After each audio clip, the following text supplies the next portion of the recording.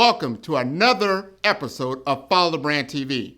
I am your host, Grant McGaugh, CEO of 5-Star BDM, a 5-star personal brand and business development company. I want to take you on a journey through another deep dive into the world of personal branding and business development using compelling personal stories, business conversations, and tips to improve your brand. By listening to the Follow the Brand TV series, you will differentiate yourself from the competition and build trust with prospective clients and employers. You never get a second chance to make a first impression. Make it one that will set you apart, build confidence, and reflect who you are. Building your 5-star personal brand is a great way to improve your skills and knowledge. If you have any questions for me or any of my guests, please email me at grant.mcgaugh@5starbdm.com. Now, let's begin with our next episode on the Follow the Brand TV.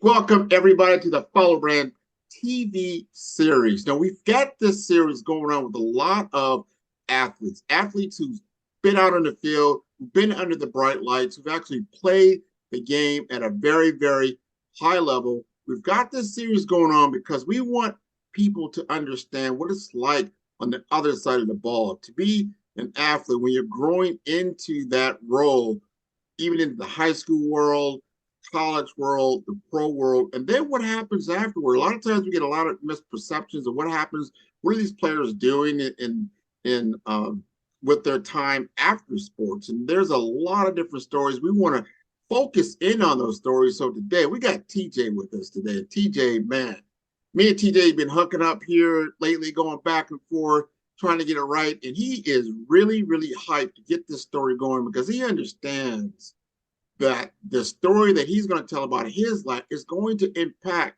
someone out there. It's going to impact somebody who's playing sports right now. They're trying to figure it out one way or another. It's a lot of stuff thrown at you, but you've got to understand and look at this thing, not only in the short term, but also the long term. So let me introduce TJ Wright to the stage. So TJ, you want to introduce yourself?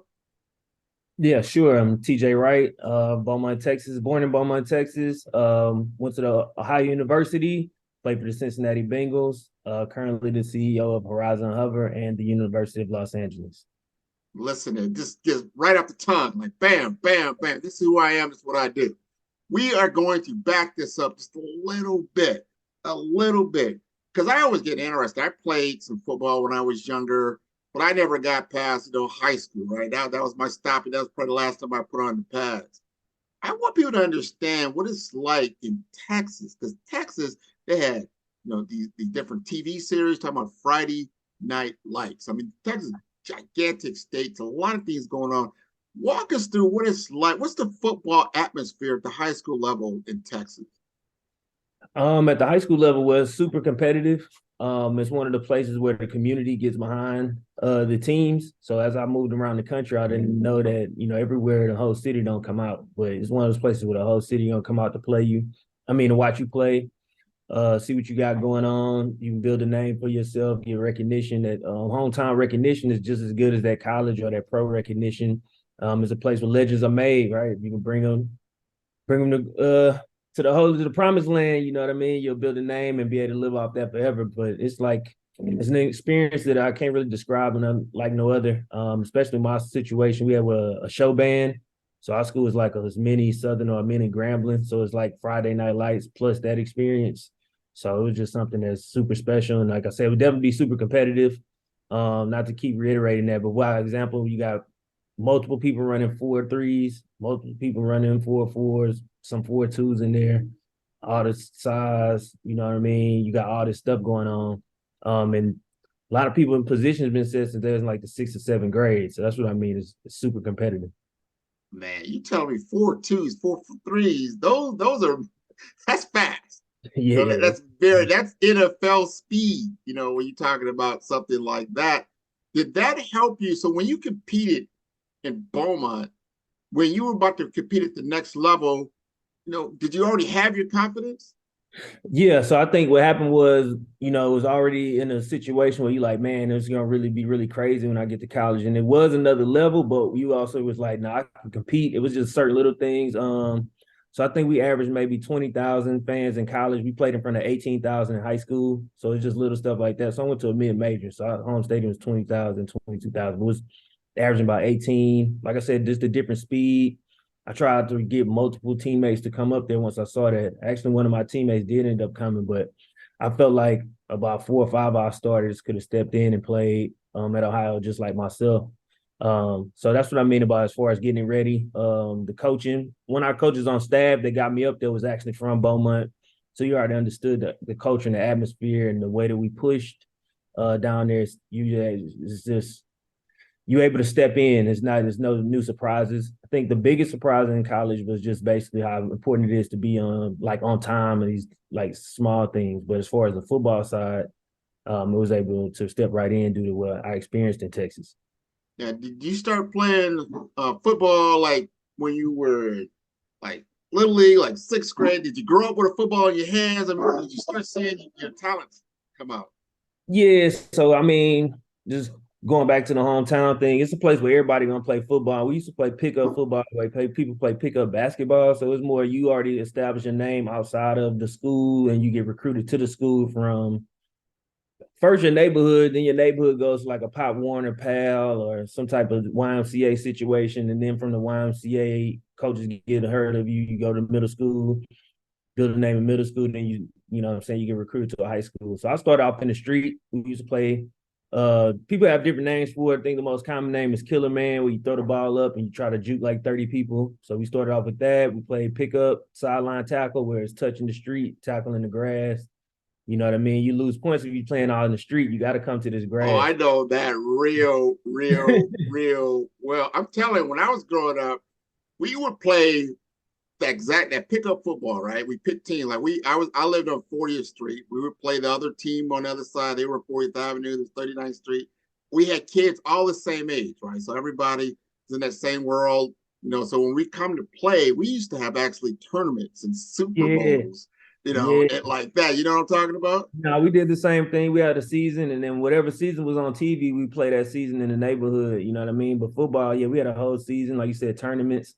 We called it hot ball. You throw the ball up, that sport, but ours was different. So it would probably go up to about 14 and starts getting on about 8 or 9, depending on how good you was. But the thing about it was the 14-year-olds is like they still gonna tackle you super hard and throw you around and body slam you and stuff like that. So learn to get some toughness and some durability there because I've always been smaller and I seen like they really just pick you up and drop you. Oh yeah, there's no mercy on the Yeah, football field. We used to play gravel, so we say we go doing gravel or we doing grass. What are we gonna do? exactly. So you figure it out. But when you're telling me that you were smaller, but you must have been very fast. I mean, when did you start really feeling your skill sets? I know you ended up playing, I think it was cornerback, safety, secondary. When did you start seeing that, hey man, I've got some really, really good skills that can stand out?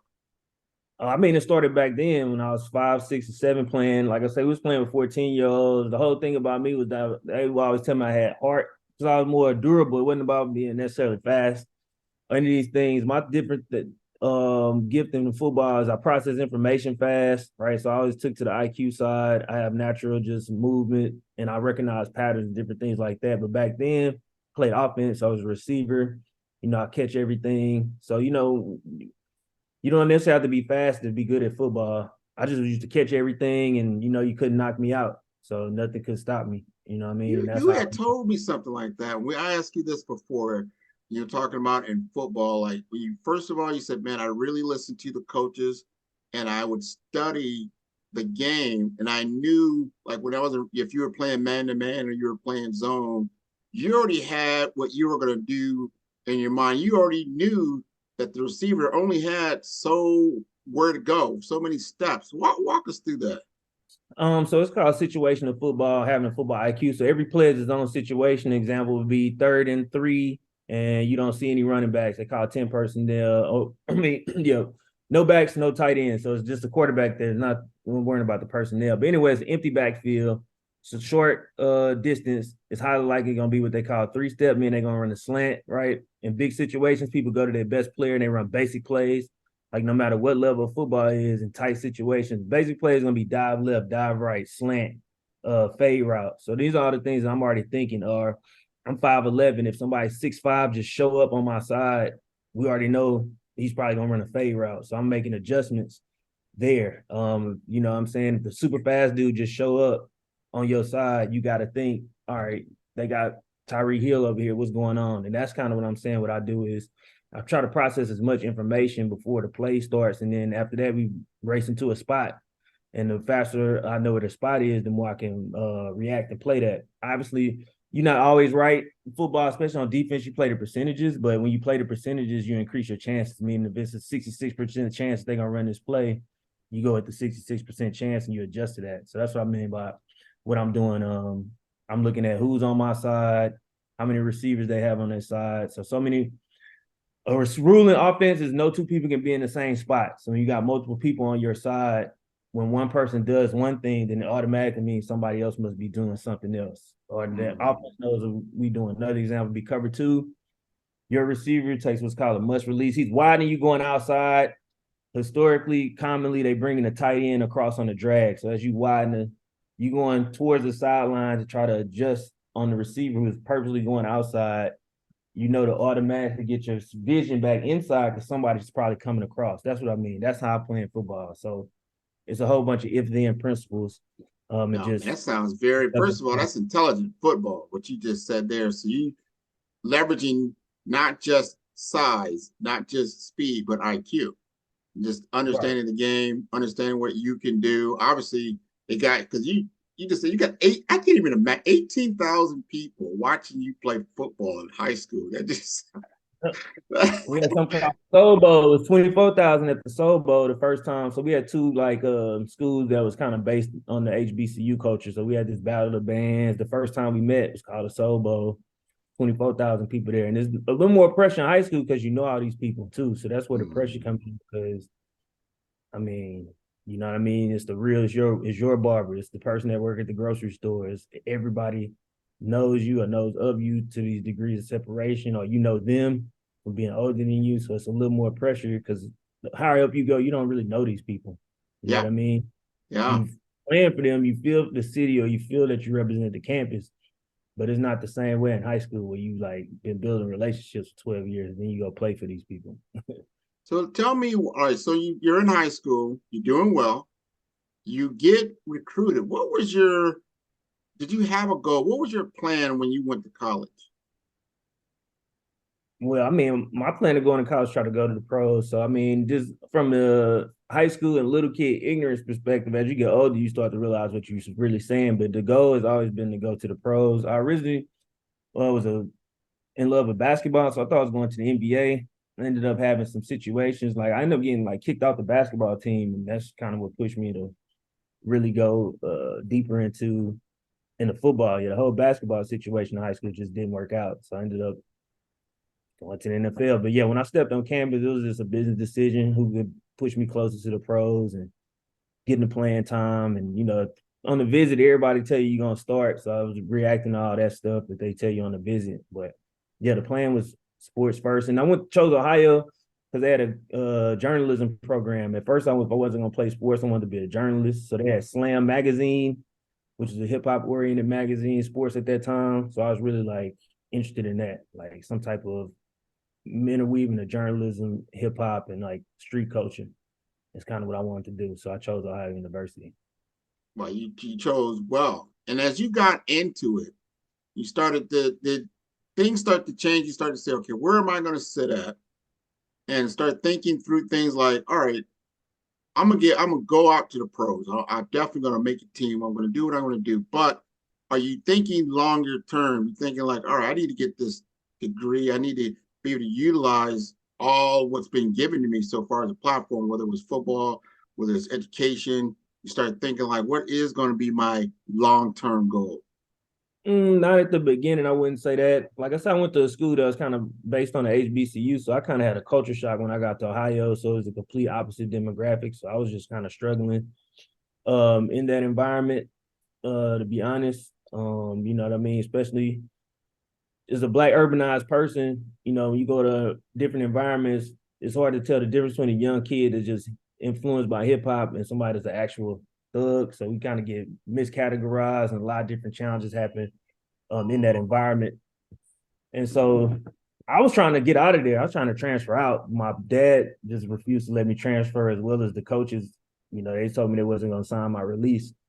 And so then after that, you know, I just had to kind of buckle down. And, you know, when I went there for journalism, they ended up putting me in communications. So they told me on the visit, we got you in the journalism program. I got to school. They was like, oh, we don't have your name. We never heard of you. So we had to make some major up that was kind of like journalism. And so actually I had a rough time on that campus until the end. And then we got probably my last 2 years. We had a coach named Frank Solich came, really gave everybody hope. And then, you know, my attitude and everything started to change and started to put more focus on the academics. But at that point, once I got kind of disenchanted, it was purely football. So my relationship there was purely football, purely trying to go to the pros, and just, you know, learning to adjust. You know, I probably should have took my father's advice and adjusted sooner and just let it all be what it was going to be. But I was kind of in a more rebellious state at that time. Oh, that's understandable. And, you know, it's an adjustment, especially you're so far away from home, totally different environment. You're trying to figure things out. Luckily, you got to some good people in your life. You said Frank Solich. You know, I am originally from Omaha, Nebraska. Oh, okay, yeah. That's where I grew up. You said Frank Solich. I'm like, what? The Cornhusker coach? Oh man, I didn't remember. It clicked in my mind. Like, yeah, you did go over to Ohio. That's Yep. right. That's right.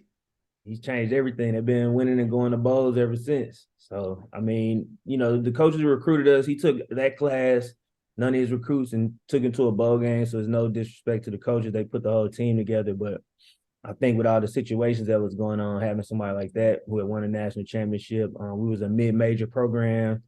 There's a lot of insecurity that comes with a D1 athlete when you're not a Power Five and different things like that. So he helped erase all that, sort of like what you see in Colorado. So just as what Dion is bringing to them is the most important thing that any athlete needs, which is confidence. So now you're feeling like he's gonna make them feel like everything is worth it, and that's kind of what happened with Coach Solich. And then for me, I know that he had players who was considered way wilder. You know what I mean? So it wasn't a. It took us, myself and some of the other players, it lifted this perception tag off us, and we were able to just be kids and young men and not have to battle all these different false labels and narratives. Man, I love that. I love it. So somebody came into your life, stabilized what you were doing. You could focus in on that. So walk us through as you're a senior now, you're thinking about, all right, what do I do next? You know, the pros are there. Can you know, make a team in the pros? Only 1,500 people in the world suit up every year for an NFL team. It's a tough sport. It's a tough Yeah. sport. So, you know, did you get drafted? Did you walk on? Talk about that. Yeah, no, I was undrafted. So I was kind of like, at that time, like I said, I wanted to be a journalist. Then I started doing music. So I was like, you know, I'm finna move to New York and go try to rap or something. You know what I'm saying? So I was in that type of mind frame.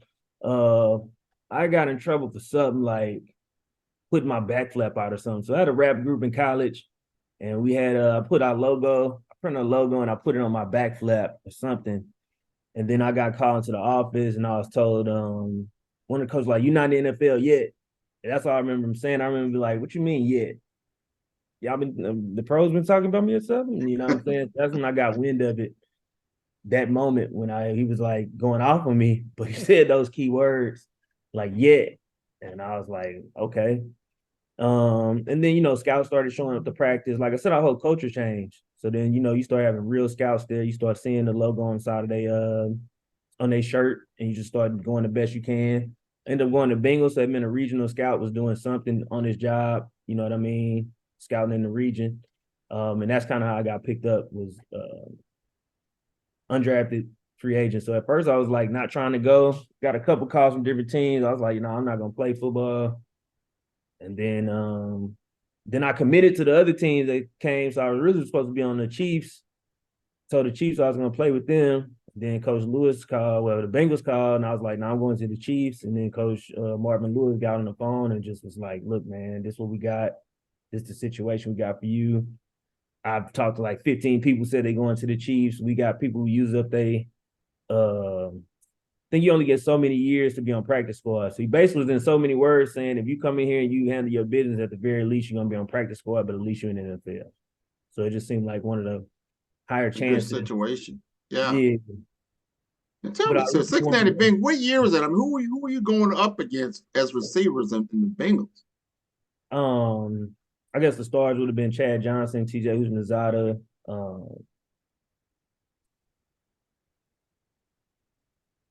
was it Tad Perry? Who else was that? Chris Henry. What year was this? Like 2007, 2006, 2007, somewhere. Yeah. Man, good coach though, Marvin, man. That boy. Yeah. I mean, there's somebody that stabilized. He was at that time, he was a coach for like, I don't know, maybe 10, 20 years for the Bengals. He's there for a long time. Understand that you are a brand, whether you're a high school student, a college student, a business professional, just early into the business sector, or a seasoned professional.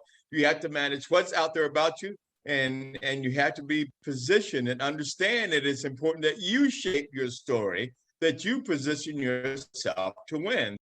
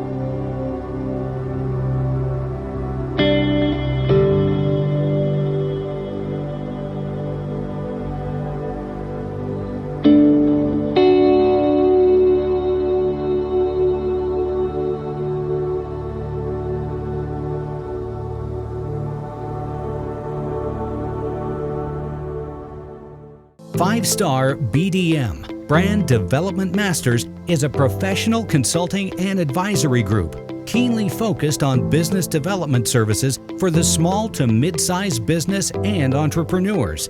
Although every business is unique, they often share business development challenges that can be addressed through smart branding. Services include process improvement and operations, digital strategy and transformation, business intelligence, digital marketing, and personal branding. Our business and personal branding company has helped a number of professionals and organizations to optimize and grow. This results in more business, more opportunities, better reach, positive outcomes. Visit www.5starbdm.com today to learn more. So now you get through that. You go to football, you play a little bit, but then you make some decisions. And from what I could tell, you've been an entrepreneur for a long time at this point. Yeah, well, I've been an entrepreneur since we was in high school. So we used to sell, I designed T-shirts with a friend and we used to sell them. But back then we didn't let nobody but like our friends buy them. So we'd only sell like 50. We'd make like these limited runs of like 50 and then we'd all wear the shirts to school. But at the end of the day, seeing that I'm a designer and all these things now design on a larger scale, that was where it started, right? So we would come up with these crazy T-shirt designs. And then when we wear our shirts, it inspired everybody else who kind of wasn't our friend like that or was our friend, wasn't down with us. They went and did their own thing, but they did it in the same vein of what we did. So we were able to be influential and see the different things there. But that's kind of what entrepreneurial spirit started. Like I said, I started a music group when we was in college. And then so after that, those experiences led me, I was like, I'm gonna go to art school. So I was kind of like kind of in a bad place emotionally from football. I wanted to completely walk away from it, didn't want to have anything to do with football. So the least thing of football was art. So I moved to Miami, went to the Art Institute of Miami, got into fashion design, was studying accessory design, and that led to getting into tech and all these other things that happened after that. Man, Miami, and that's where I'm at right now, Miami. Yeah. So I was right Yeah. there in Biscayne. Yep. Oh, I know exactly what you're talking about. I know the school you're talking about. That's a very, very good school. First, Yep. I'm gonna commend you, man. I mean, talking about, because what I'm hearing you say over and over again, like you could have walked away from football. You said, because you had confidence in yourself. Like I have other things. I have other skills. I have other things that I can do in life. Football is a good platform. Obviously, it got you to school. It got you to a point where of notoriety. It gave you a platform to launch other things that you're really passionate about. So when I hear about you, like, man, can you imagine, like, you are banging up these 200, 300-pound guys? I was like, you know what? I'm gonna do some art.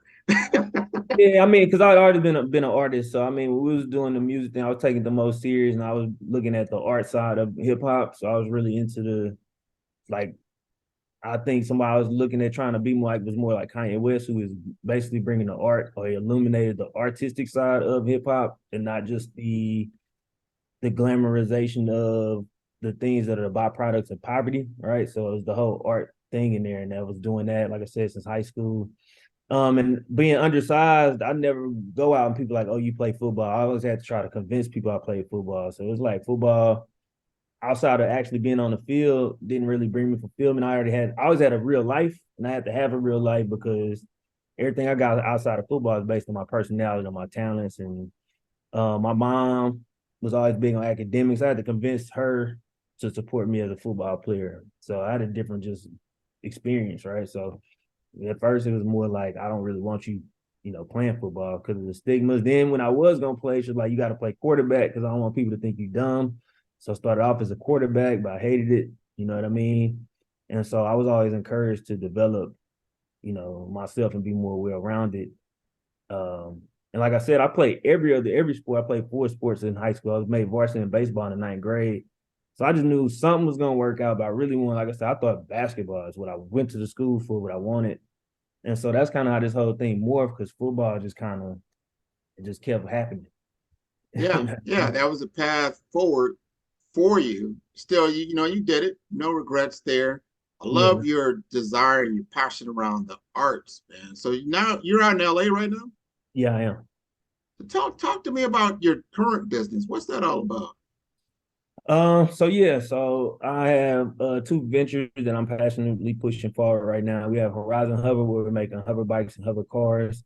And then we have the University of Los Angeles, where we're focused on software development, training, and job placement, as well as early stage entrepreneurial accelerator, helping founders and from underserved communities get their ideas out and push it to the public.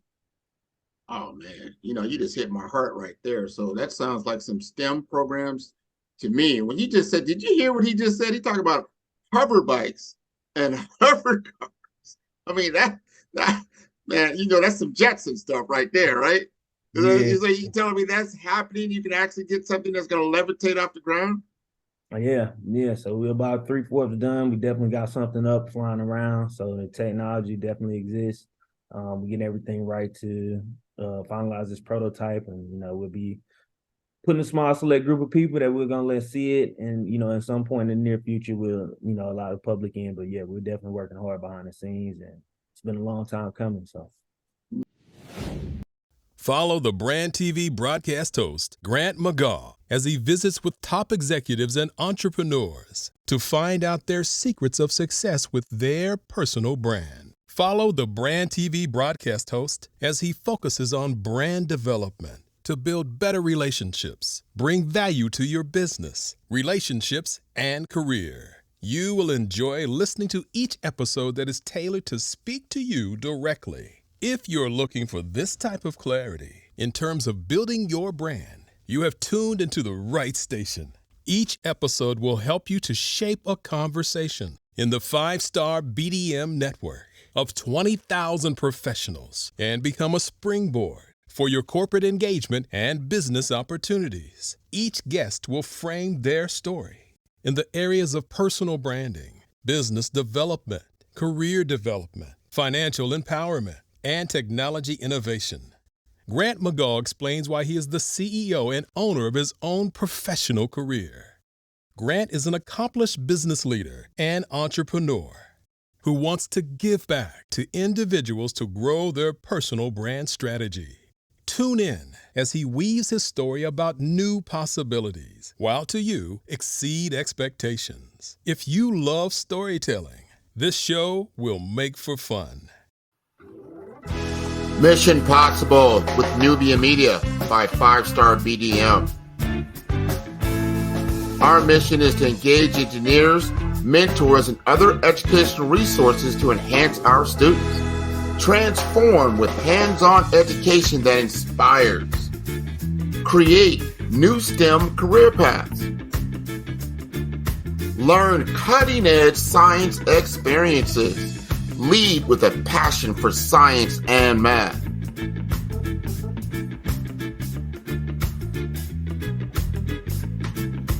Tap into the power of collaboration.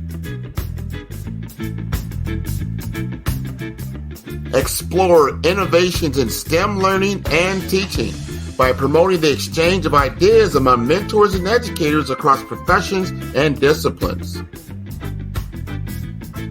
Inspire a passion for science and math in the minds of young engineers of tomorrow by increasing knowledge and interest in science at the elementary school level. Meet the needs of today's student. So doing that, those types of community technology adoption, that's going to create a workforce. The need is going to educate the Black businesses. It's going to generate opportunities for disenfranchised technologists like me. And it's going to give us a platform to reset our environment. Visit us online at 5-Star BDM.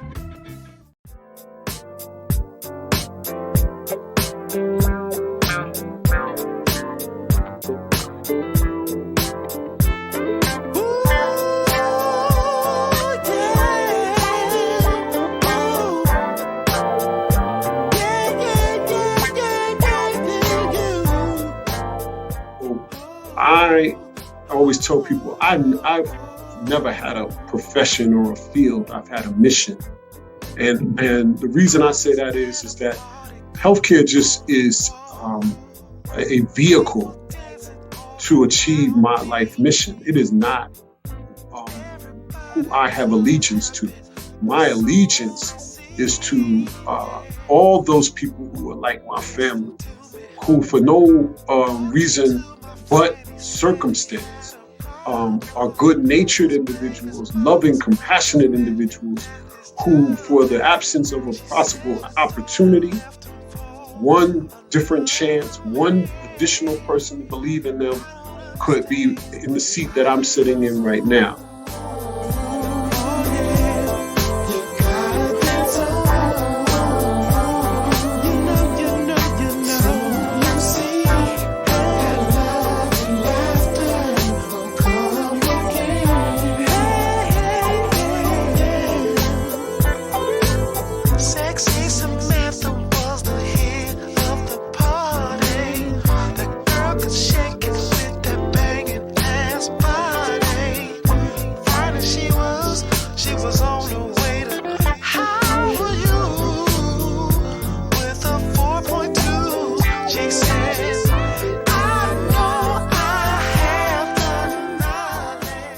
So I always tell people, you see me today, but I don't exist here. I exist in the future. And as long as I plan to do anything on this planet, I will exist in the future because that's where excellence resides. And so every day and it also allows me to walk through the world each day in amazement because this day was planned 5 years ago, 10 years ago, So all I'm doing each day is looking at excellence that I sought to achieve 5, 10 years ago.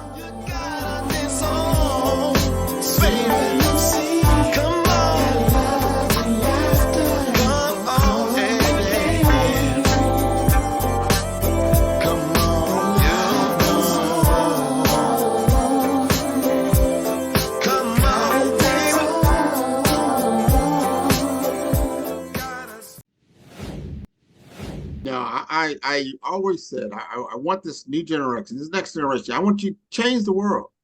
I encourage change the world. Don't live the world I lived in. Change it. Do something different. Don't accept the same old everyday stuff, man. There's so much out there now, so much that we can do if we allow ourselves to be creative and take some chances and some risks. But when you're young, you can do that.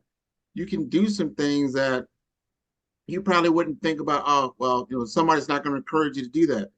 But if that's where your passion is and you're really driving toward that, when I hear what you're saying, TJ, is like you've always been artistic. You've always had that as a part of you. And I love where your mom is saying, hey, you need to use what's up here, not just your body. You've got that.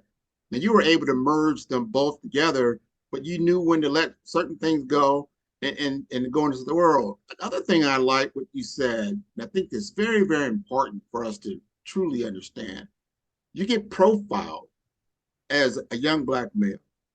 And because you're in the culture, or you like certain music, or you do certain things, you're in that world where somebody who's a criminal doing dirt and somebody who's just vibing on some music, sometimes they can't differentiate between the two. And all of a sudden you end up in circumstances that you would not want to be in. And I do not want our young people to understand, like, hey, man, you can play football, you can do rapping, you can do all these things, but maintain your goal. I tell you, you can do so many things to make money. You don't have to do nothing illegal to jeopardize your freedom. No, I'd agree with that. And I think that's just the biggest thing. So that's kind of what we want with the program, to get that message out as well, because it takes a while to understand that, and just bringing in these different avenues. So through football, I was introduced to family offices, and then after meeting family offices, it really spurred my desire to learn more about the financial system. And, we always say we live in a capitalistic society, but we never stop and really focus in on what that means. And I think that that's how crime and the glorification of criminality in these cultures happens, because first of all, crime is a byproduct of poverty. So it's a symptom of a larger problem, right? And then you have people who are the byproducts being the spokesperson, as opposed to, the people who create the conditions. So we get these convoluted values and different things, and it just seems accessible, and it creates this Robin Hood narrative that's very needed for people who don't have hope. And I think that's how all these things get intertwined. We have disproportionate media coverage for all these different things, like you're saying. So it's definitely about getting that message out to people earlier, which it seems like a lot of people are trying to. If people trying to take people down real estate paths, or a lot of these people getting these digital money. So, we still got a long way to go, but there is this group of like 17, 18, 19-year-olds out there getting paid digitally. But I definitely agree with what you're saying. Like, yeah, there's so many different ways besides doing something illegal. And then, you just have to break down that cultural connection, because in our community, a lot of times that signifies masculinity. And I think it's just different things bringing people into that we just need to get more information out to break up that ignorance. And while ignorance, I mean lack of knowledge, not stupid, but lack of knowledge. That's what it is. That's what it is. I know so many people, because of circumstance, they got caught up in certain things that they really shouldn't have been a part of. But it kind of ruined the next step of their life. Once you get some kind of record, or you even get caught up and then you're tainted, then you can't do what you want to do going forward. You can't be a part of a major football program if that's what you're going to go into, or you want to work for a certain corporation. They're going to look like, oh, wow, well, you got all this on your record. We don't want to deal with you. But you might have the creative juice. You might be the next genius because you have it in you. But I also want to I want you to talk about entrepreneurship, because no matter what barrier is thrown in front of you, you can create whatever it is you want to create on your own.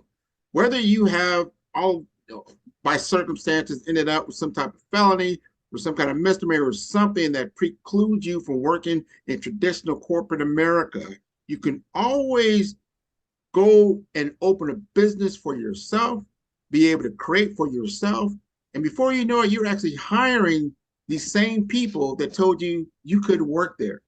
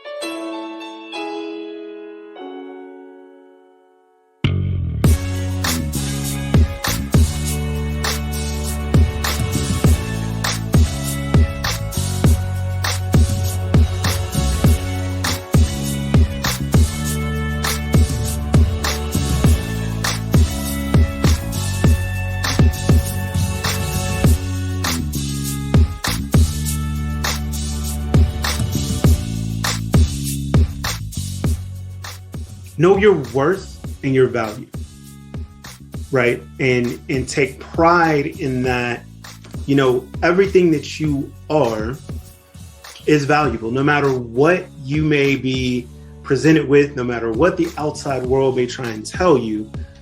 Know your worth and your value, right? And there is pride in the color of your skin, your culture, your hair, everything about you, and take pride in that and walk in that.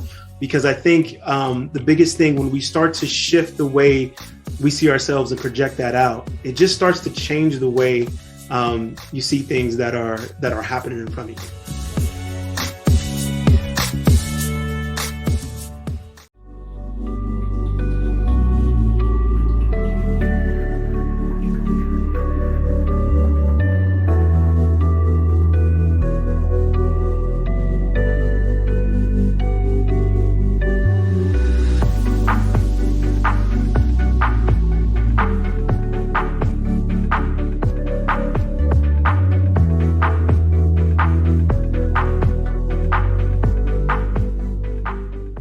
This is changing the entire model around digital interaction, where instead of needing to have people using your product for free and actually becoming the product in the back end, where I'm buying ads that are your data and you're not getting compensated for that, we can actually potentially move into a more fair world where everyone is agreeing upon the actual value of the data within a network.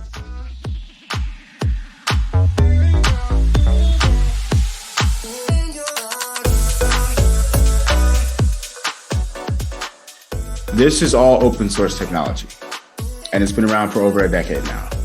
So anyone can and has been able to interact with this stuff for over a decade. The problem that I'm seeing, and that we'll continue to see throughout time, is that not everyone is participating.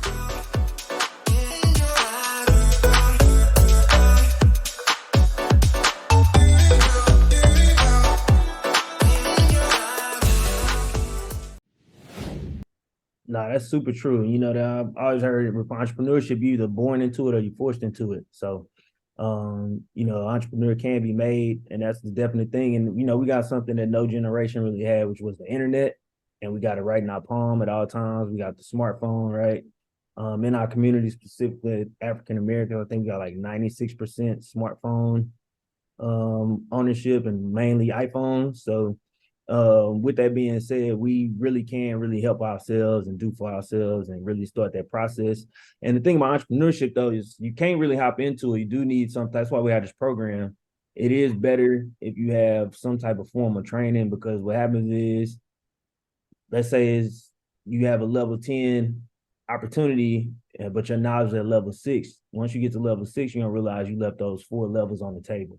So the more you know, the more you can create your strategy. You know, you can get your positioning and you can do different things. But what I have noticed, entrepreneurship is definitely one of the places where you're gonna find the most support.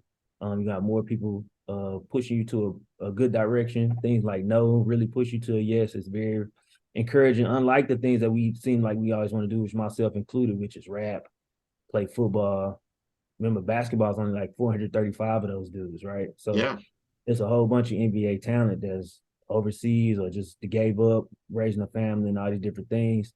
And you can portray entities or capitalize on entities' experiences, whether or not you did that or anything, and get into the entrepreneurial space. You know what I'm saying? You have what is it, the SBDC, you have all these different things where you can go down, score. You have all these different platforms and avenues that's going to push you forward. So that's what I've noticed in the entrepreneurial space. And then after that, I say the tech space, as far as being a real place where people can come from all walks of life and just have a vision and be willing to keep growing and adjust and really take themselves somewhere. And you said something so important. You've got to get your skill set. You still got to get your training. You've got to get your experience. You need mentors.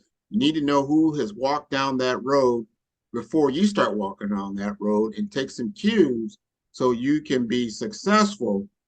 If you had to say like some of the things that are like someone's got a great idea and they're starting down that road, they've got the desire and they got the potential, but they don't have the experience. What are the like 3 top things that you see most of the time that you would like to tell our audience about? Like 3 things I see people do that kind of like a mistake. I'm going to say a mistake. Either a mistake or they just don't have the skill set around. They don't understand what it takes to really be successful as an entrepreneur. Yeah. First thing is, 3 things is off the top of my head would be budget, product market fit, and the value of paying or obtaining knowledge. So the first thing I said, just in football, myself, a lot of people include the first thing football players say, let's start a fashion line or a record label, right? And you just hop into the music game or you hop into the fashion game. But remember, you have different types of fashion. You have fast fashion, right? That's t-shirts and all this type of stuff. You have couture, which is handmade stuff. You have the luxury, right? You have to really sit there and study the fashion market and the business of fashion, because the business of fashion is extremely deep, right? And then if you could bring any type of technology into any type of business, it can do better. So let's say we say, okay, we're gonna start a mobile detailing, or hey, we're gonna come to you and wash your car. We can just let people hit us up whenever, but we had an app and we had all the scheduling things that made people feel comfortable. That would help us look more professional and help us take us to the next level. And so the main thing is like just jumping into something without doing the research. The second thing would be the budget. So I've seen different things like where people might have no product, but they have $5,000 and they'll go spend $5,000 on the office. And then in 2 months, they don't have no product, they don't have no more money, and they got this office rent. Instead, they should have put the $5,000 in their product, kept it solo dolo, been at their house and their apartment. The less sexy thing is the sexy thing. So in business, as long as it's working, it's sexy. And that's the biggest thing. Or the different ways. If you don't have a budget, then you're gonna have to know how to build a team, and you're gonna have to know how to recruit people and treat people the right way and get them to work, because they're basically working on the future of what y'all doing. So some people feel like either A, because they don't have money, they're not gonna start, or B, that they don't have to like go out and build this team. And then if you do have money, you need to learn how to prioritize and spend it the right way. So a lot of people just burn through cash, like I said, trying to play boss instead of being a boss. And what I mean is hiring people, taking on payroll, like I said, go and get an office. The main thing I've seen is people go and get this office space when they don't have, and that's what could bring back the product market fit. It's like you don't have a product. You got the idea and you want to build a product, but you should have put, let's say we came up with an app idea You know what I'm saying? Maybe the app costs 20,000 to get built. We got 5,000. You should took that 5,000, found somebody who either did it a bunch of times and got their money and don't care, or somebody that's hungry like us, gave them 5, try to see if we can give them equity or something else, sweeten the deal up, get this product popping like that. And so the main thing is everything has an audience and a customer base, but you always have to, you basically, when you're doing, you shooting it to the dark. If you're missing like this, you're gonna be missing with your product and your market. You are trying to have a product market fit. And that's the other thing that I see a lot of entrepreneurs do is, you know, ultimately you want to have a problem that you solve first. And some people say, oh, we don't like people who built a product and then they went found a problem. But, you know, I'm not really into it like that. I think because with our background, you know, we also come from a background place where people just hustle and can create money. So if you got a hustling mentality, you're like, well, shit, I know this is gonna make money, let's make money. That's fine.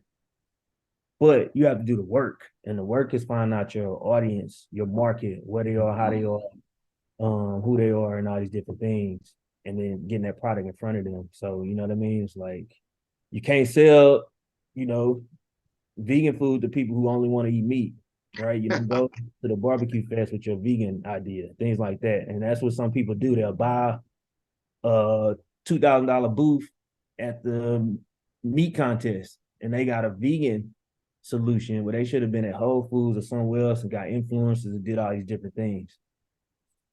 I see exactly what you're saying. I do brand strategy. I tell people, and I see it's a classic mistake all the time. They want to execute first. They want to do all the things they want to do. It's like, let's go back to our football analogy, right? It's like, if you don't have the playbook and you just going to go out there and just play, and the other team, what's that? That's what it look like on TV. So it's like, you know what I mean? And anything, like outside, like basketball a lot. So there's a lot of ways you can look at Kyrie Irving and think he's just doing stuff. He's not just doing stuff. He can 100% dribble with his left hand and dribble with his right hand and lay up with his left hand and lay up with his right hand. He got he 2 and 3 steps ahead. So when you look at it, it's like, he's like, but you know what I'm saying? He's just processing information so fast. And he went through the process to get this information. And you can get it earlier, you can get it late. Like some people feel like, oh, I'm too old now. You're just gonna have to start where you start. And the older you are, you should be able to get to these other levels faster. So it shouldn't take you 12 years. It should take you 3 years, 6 years, or 5 years. Where it took somebody who started when they was 7, took them 12 to 20 years to accumulate it because they started when they was 7. But you have to download the basics. Like you said something we said earlier. You got to be coachable. You got to be coachable. You got to believe in your coach. If you get the right coach, somebody who's been down the road and that you're coachable, and then you get the strategy, you get the playbook. Once you understand the playbook and the strategy of how it's going to work, then you can execute. Because that, what you just described there, like you just spent all your money on this vegan product, probably a great product, but you showed up at a meat market. Wow, what kind of playbook were you following?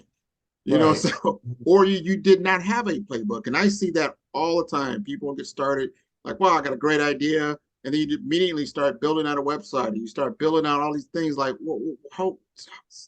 where are you going with this? What is this going to look like, you know, in 2, 3, 4, 5 years from now? And then are you building on your daily basis? Are you building toward those goals? And what you said even a lot about budgeting, which is finance, understanding the finance game, whether you know it or not, you need to get with somebody that does. So you understand they call your COGS, you know, your cost of goods sold. You understand how to price certain things, and then you do your market research. You need to understand who's doing what you do. Most likely, someone else in the world is doing something similar to what you want to do. What does that look like? What are they charging? What are they not charging? What are the mistakes that they're making, and that you won't have to make, so you can capitalize on that. So then when you go out to execute, bam, you're doing something that is already going to be accepted in the market, right? Because the market most likely is established to a certain degree, but then you're going to do it different. You're going to have to be innovative, right? And then you got your innovation. You got something that solves a business problem or personal problem for someone, and they're going to buy into your products. I like where your head game is on this. I wish you nothing more than success. Tell us how to get in contact with you so we can see how you go into the future. So I mean, you can the websites are www.u the letter UOFLA.com. So UFLA.com, www.horizonhover.com. You can always just drop a message there. Also on LinkedIn, TJ Wright. So I got my football picture up there. You'll see me. I got Bengals jersey on or whatever. So that's the two easiest places to get in contact with me. Send a message through one of the websites or find me on LinkedIn. Well, I got one more question for you because I am in Miami. You've had some experiences in Miami. Oh You yeah. said you like basketball. We are in the finals. We are going to be playing the Denver Nuggets. Who you got? Well, I want the Heat to win. So if under the right circumstances, I think the Heat could pull it off. And I mean, if Bam is there to battle, you know what I mean? So my philosophy in sports is not what you can do, is who you are and how you are, because that's what gets you out of tough situations, whether you're down or whether, like I said, for the last play in every sport, stuff go back to the basics. Even in football, if it's the last play or if it's a big third down, they're about to run a basic play because it's who you are. And so what I've seen is, Jimmy Butler, they had Caleb Martin come out of nowhere, and they got a bunch of people who are that way, and it's gonna come down to some really Bam.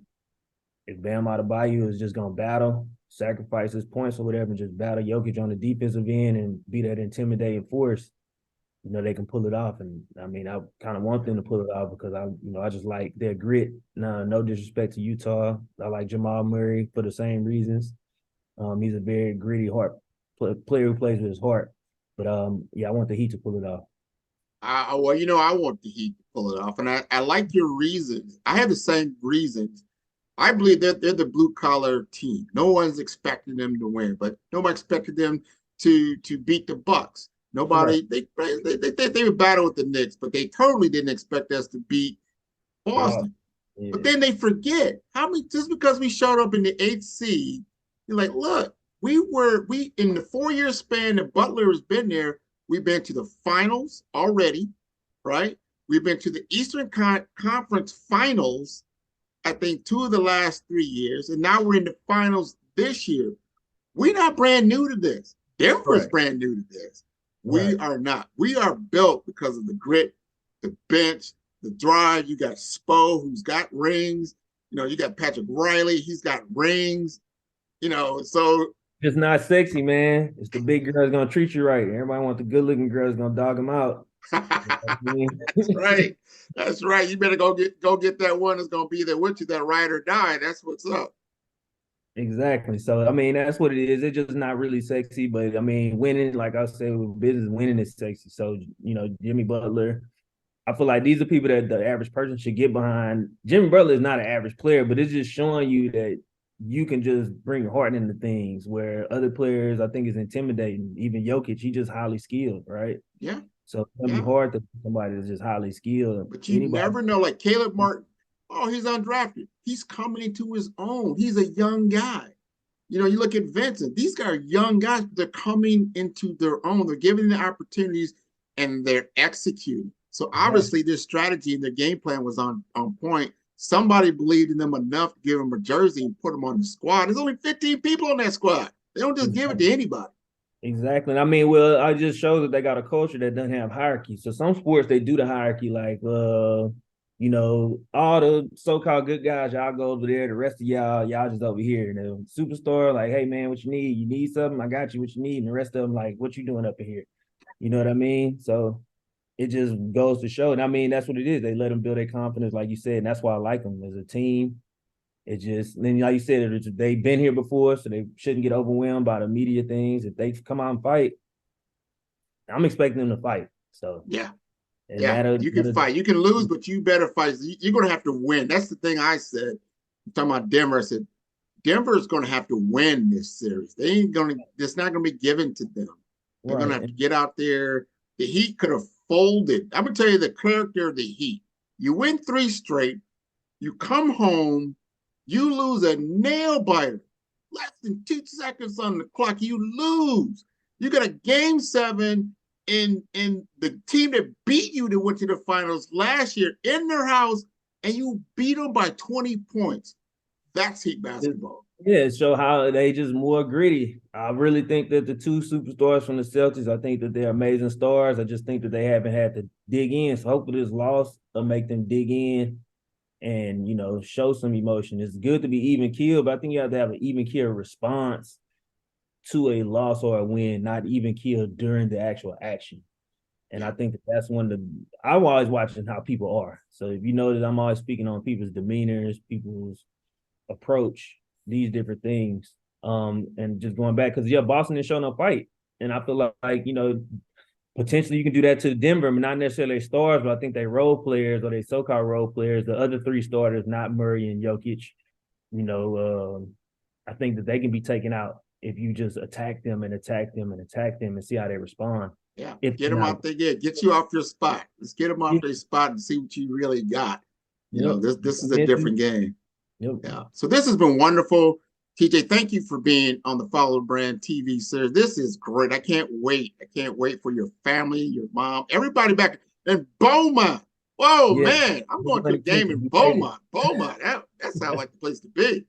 Straight up. They call it Big Money, Texas. BMT, 49 forever, baby. We out here.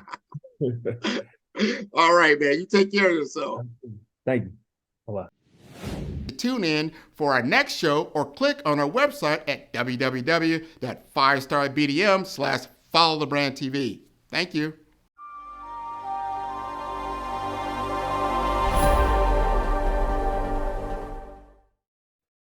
Hey everyone, it's Grant McGaugh, CEO of 5-Star BDM and host of the award-winning Follow the Brand podcast and TV series, where I help you to build a 5-star brand that people will follow.